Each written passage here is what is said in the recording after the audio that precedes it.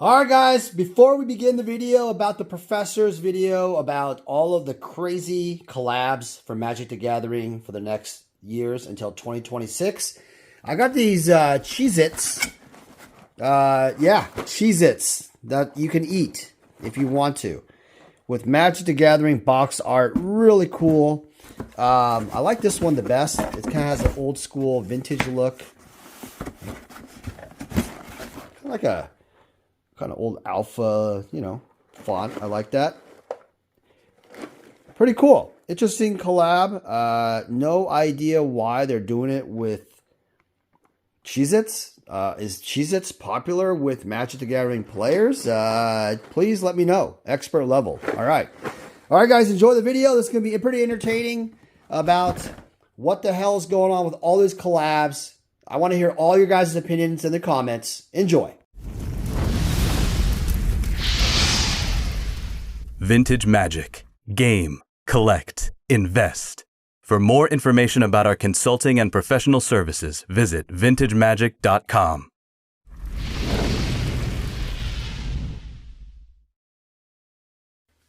All right, guys, welcome back. It's me, Daniel, with vintagemagic.com. Hope you guys are doing well.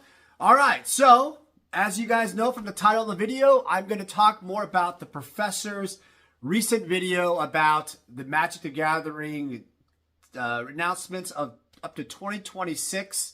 I think they announced at Gen Con kind of the direction of the sets they're going after. And I got to tell you right now, it was probably one of the most entertaining videos the professor has made in a long time.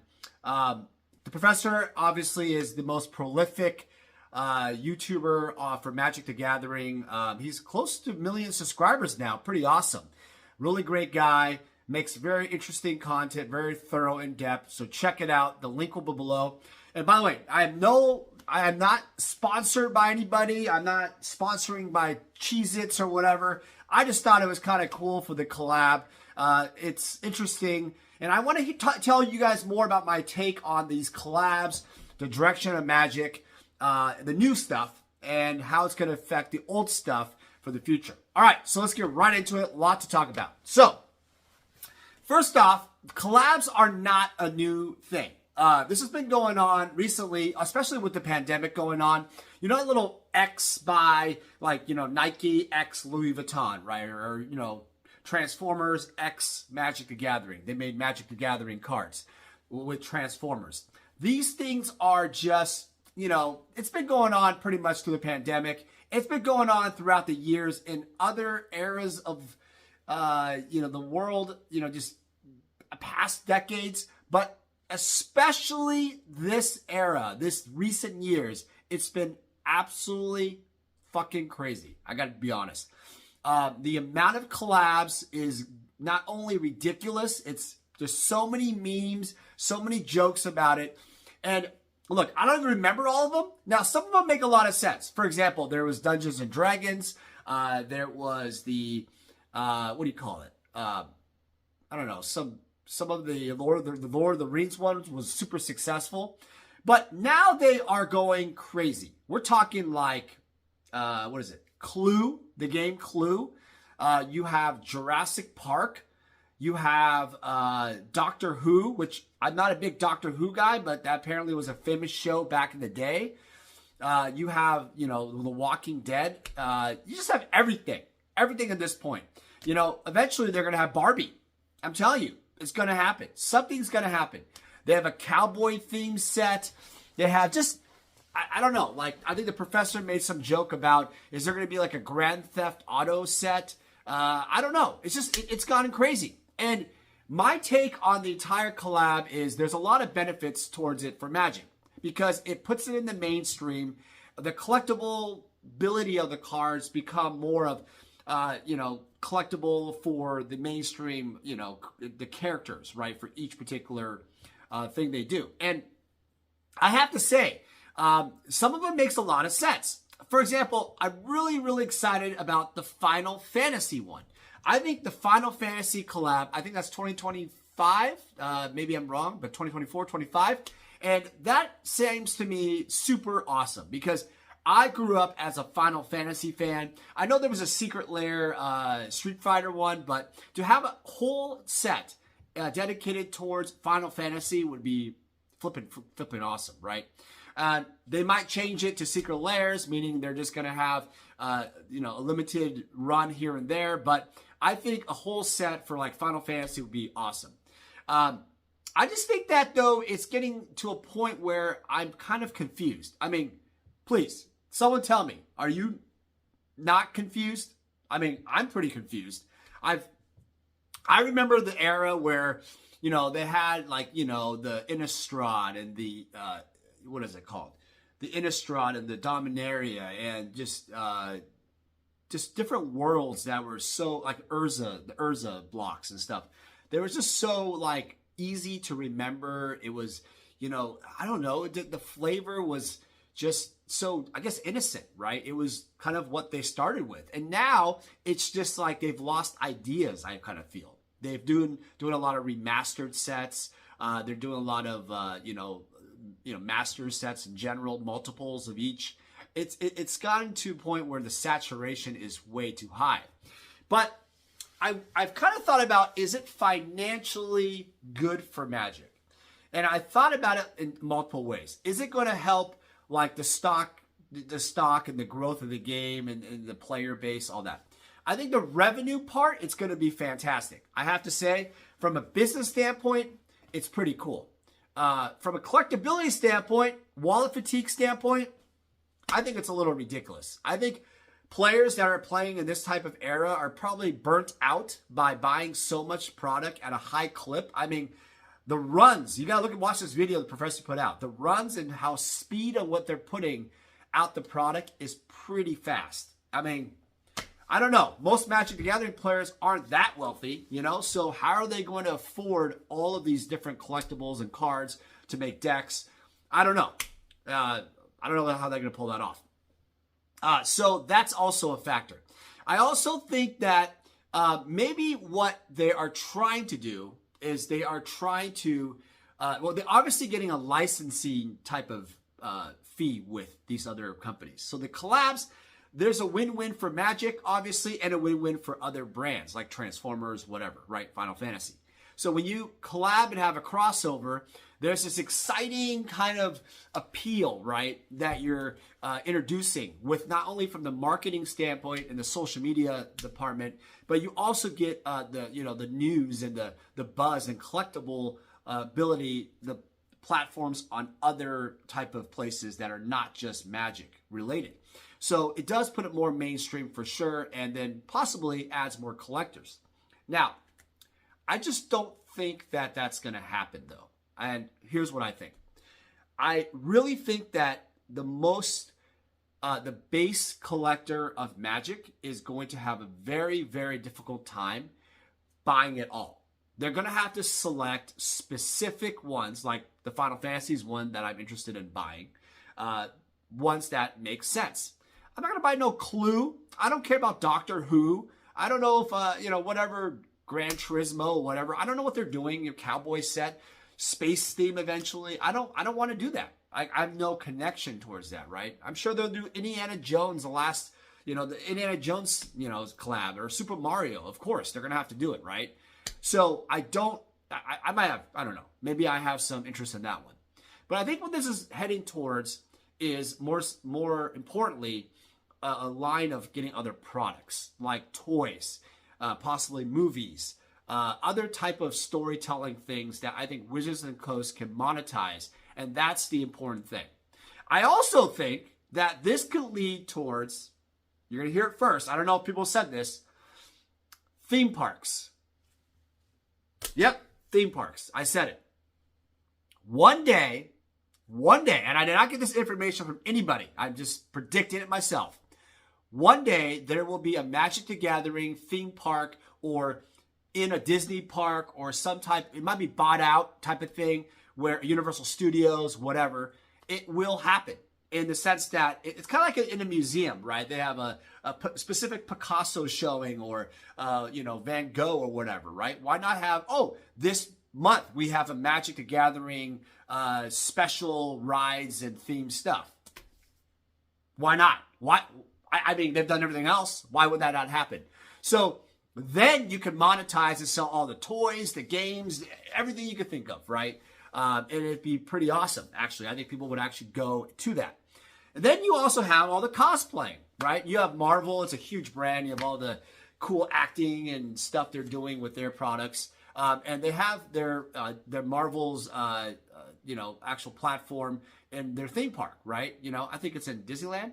And so by having it like that and then having a section in another type of theme park, it makes it really fun and interesting. And that collab would help sell a lot of products, generate a lot of revenue, etc. So all in all, I think there's a lot of upside, but I'm really concerned about, the wallet fatigue part for the players and the collector side, which, I think another thing that they've done is the serialized number cards. Obviously, the proving of the $2.6 million sale of the One Ring. They've realized that they can create a serialized number card that has absolutely no cost to Wizards at all and produce ridiculous, infinite amount of social media blitz by everybody who wants to do it. Everyone wants to talk about it, right? Free advertising. So they are for sure 100% going to put those serialized number cards, and hopefully they do them as sets. Hopefully they put them as, one of 99, one of 25, whatever, right? So people can collect the sets throughout the years, not just have a one of one only, one card lottery ticket. So I think that Lord of the Rings was the beginning of the end of an era where you used to see nothing like that. Now it's going to be tons and tons of that kind of stuff. It's going to be an infinite amount of stuff like that. Is that bad for the hobby? Is that going to be good for secondary market? I think, yes, I think it's going to be a good thing. I think it will bring back collectors, speculation, like it or not, investing of these boxes and the sets. I think collectors will actually start collecting serialized number cards, and hopefully they put in redemption products and stuff in the packs, uncut sheets, make a card, design a magic card with Mark Rosewater, whatever, right? They're going to do that kind of stuff. So these type of experience type of things will happen in the future sets. And I think it's pretty exciting. Now, they haven't really announced any of that stuff, but these are some of my predictions of what I think is going to happen. Now, as far as investing, I'm not going to get into this in this video too deep, but I think that investing in the product is stupid as an investor, and I'll tell you why. This idea of holding new product that can be reprintable at any time, non-reserve list product, has been proven over and over again to be worthless. You can't name me a product like even the Modern Masters runs. They haven't gone anywhere. The OG Modern Masters box used to have so much growth potential, right? And now it's been flatline and less and less and less in value. Look at all the other Modern Masters or Ultimate Masters or whatever Masters. Modern Horizons. Every single box that they keep reprinting the same cards with different artwork, what has it done? It's baked the values very little. Now, or it's gone down. Now, you could argue and say, well, Dan, Kaladesh was an example of a base set where the Kaladesh inventions, the value of the boxes are worth more. But over time, what you're holding on to is a box of cards, which takes a lot of space. Eventually, you have lots of cases of it, right? And you have multiple boxes or cases of different ones. You eventually have to sell them because until you monetize those profits and take the gains, you're actually just holding a bunch of Magic cards that are doing nothing. There's no dividends. There's no residual income. There's no interest. You can't leverage them for borrowing money to make more money. It's kind of like one of those things where you need to not fall in love with it and you need to sell it and move on from it. But I think that the time has come where the new stuff, I don't think the investability is there. I think you're putting in more money than normal. So the money now to put into the new product is actually really high. The prices in comparison to what they were before, the MSRP, or not MSRP, but whatever the LGS stores and retailers want to charge, right? Because there's none of that anymore. So you're paying a lot more capital up front, and you're ending up holding a product that may go up. I don't know. I don't even know if it's going to double up. I don't think any of the product in general will double up. Now, Some of the stuff some really popular ones might go up a little bit here and there. It's to be seen, right? In the future, what's going to happen. But I think that there's so many other things for you to put your money in that have so much more room to go up. I'm not going to just plug myself, but old Magic product. The old vintage product has gone down in value quite a bit during the recession time, or whatever you want to call this, a correction period. And the prices are very attractive. If you're looking for older Magic the Gathering cards, they've gone down at least about 20 to 30% over the last, of course, a year or two. And because of interest rates, being higher, you could park your money into a money market account with very little balance and get like 4 to 5%. Why would you want to put it in, like Magic cards? And there's a volatility factor. I also think that people want to get away more and more. I mean, people are more fearful. I think people these days are afraid to put new money into work for Magic. I really think that people have been selling out in large amounts in collections and stuff because they're planning for this real estate crash that hasn't happened really. Well, the interest rates are extremely high, but the inventory is extremely low. So, if you've been following the market, if the market doesn't change right towards that, people are holding all this cash, I think you're going to see an increase in collectibles in 2025 for sure, because this little kind of downturn that we're seeing is going to bounce back in 2025, if not end of 2024. I really feel that's the case. So people are holding a lot of cash, but not doing much with, they're not finding anything to buy. So they put in their, 4%, 5% checking account, money market, and they're just happy with it, being complacent. All right, so I want to hear in the comments below all these collabs, right? What are some of the collabs you want to see for Magic the Gathering in the future, okay? Also, I want to hear from you guys in the comments. Is it smart that it's happening for Wizards? Yes. I'm going to hear from some of you guys that, it's sad to see a game that was focused about the game become so commercialized. I mean, shit, you're finally going to, it's going to happen. There's going to be like Minecraft. There's going to be Fortnite collab. Well, they don't have Fortnite collabs. All that stuff's going to happen, right? It's going to become one of those things where Magic the Gathering is going to be, it's already a pop culture icon, but it's going to be even more and more with these collabs, more widespread, well-known in the industry. One thing I do think that would be kind of cool is eventually they will start doing like NBA basketball players, or Oprah Winfrey, or David Beckham, or whoever, people that are famous, George Clooney, Matt Damon, people from movies, whatever, right? As Magic cards. Why not? Why would they not do it? I think it's just a no-brainer thing. It'd be highly collectible. Yeah, highly collectible. And it makes sense because the type of imagination that people who love this type of stuff, gaming, there's so many things you could do with that, the mechanics of the game that would be really mirrored to like that type of individual, things that they've done in their movies, etc.